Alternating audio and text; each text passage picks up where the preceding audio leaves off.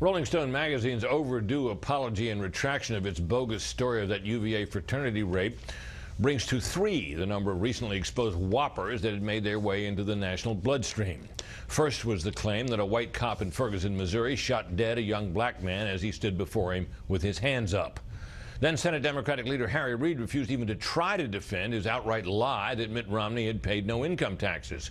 And now the Columbia Journalism Review's indictment of Rolling Stone's recklessness on the UVA story. 3 stories on widely divergent topics with one common thread. They all fit nicely into favored political narratives of the American left. The claim of an epidemic of sexual assaults on college campuses, the idea of Mitt Romney and other businessmen as fat cats who unjustly enrich themselves at the expense of others, and the notion of American police forces as hotbeds of racist violence. The 3 stories have collapsed, but the larger claims they fed live on. Today at the White House, for example, a question to spokesman Josh Earnest about the UVA case. Was it about those falsely accused or the damage to the university or its fraternities? Of course not. It was about whether the exposure of the false story might, quote, discourage other victims of sexual assault from coming forward.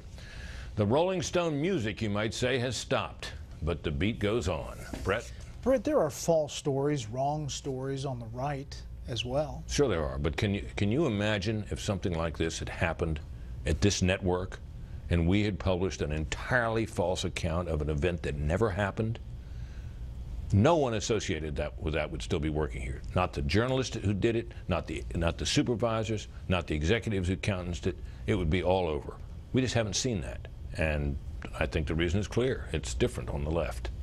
Britt, as always, thank you. You bet.